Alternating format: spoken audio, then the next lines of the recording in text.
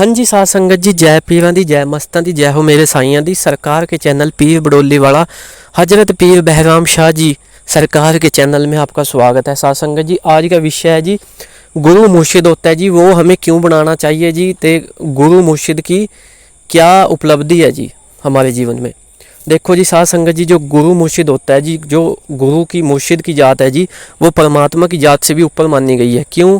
क्योंकि जो इंसान जैसे जी हम हैं जी, तो कोई इंसान पीरों की इबादत करता है जी, पीरों की बंदगी करता है, कोई देवी देवताओं की बंदगी करता है जी, जिसमें जिसको विश्वास है जी, रब की बंदगी करता है, कोई अल्लाह की बंदगी करता है, राम की बंदगी करता है, कृष्ण की बंदगी करता है जी, जिसको जिसमें विश्वास है जी। सभी अपने विश्वास के साथ, अपने रब के साथ जैसे पक्के हैं जी, तो बंदगी करते हैं। तो हमें गुरु की ज़रूरत क्यों पड़ती है जी, मुर्शिद की ज़रूरत क्यों पड़ती है?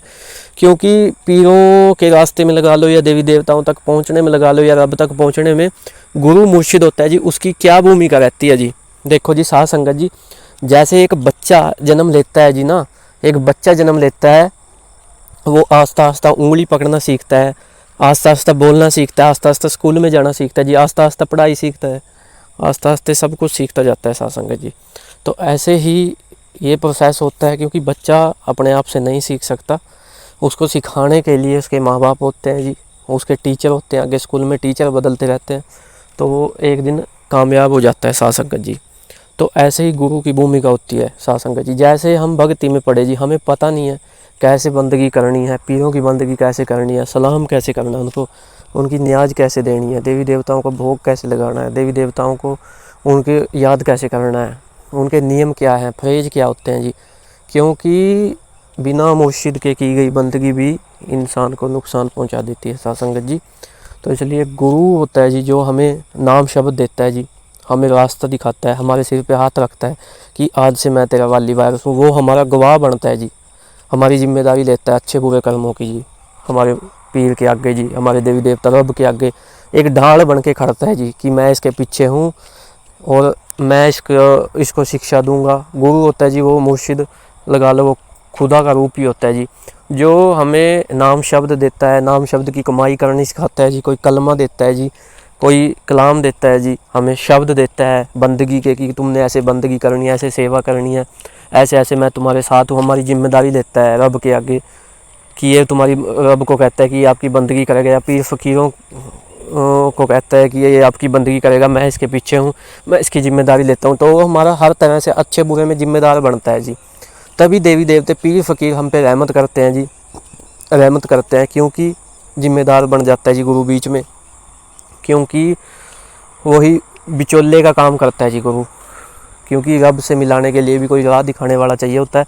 जैसे हमें कुछ सामान खरीदना है, हमें उसका पता नहीं है साध संगत जी, तो उसको, जैसे हमने ज़मीन खरीदनी है, तो हमें ऐसे डायरेक्ट खरीदी नहीं जाती आज के टाइम में, तो उसके लिए जैसे डीलर की ज़रूरत पड़ती है जी, बीच में बिचौलिए की ज़रूरत पड़ती है। तो ऐसे ही गुरु मुर्शिद होता है जी, जो उसकी ज़रूरत पड़ती है जी हमें रब से मिलवाने में।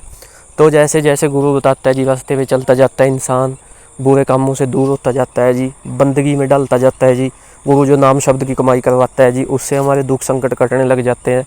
तो एक दिन ऐसा मुकाम आता है जी, हम अपने देवी देवता की रहमत पा सकते हैं। फिर उसी नाम शब्द के ज़रिए हम देवी देवता, उसी नाम शब्द के ज़रिए हम लोगों के दुख संकट भी काट सकते हैं साध संगत जी। तो ऐसा भी होता है जी, क्योंकि सब बंदगी के ऊपर बात होती है साध संगत जी।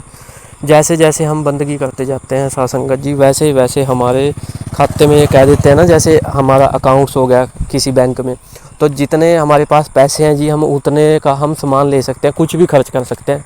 यही हिसाब बंदगी का होता है जी। अगर हम नाम शब्द जो हमारे गुरु ने हमें दिया जी, बंदगी करनी सिखाई है जी हमें, हम उस रास्ते पे चल के बंदगी अपनी कमा लेते हैं जी, इबादत कमा लेते हैं, तो हम अपने साथ साथ हम दूसरों का भी भला कर सकते हैं, दूसरों को भी वचन दे सकते हैं।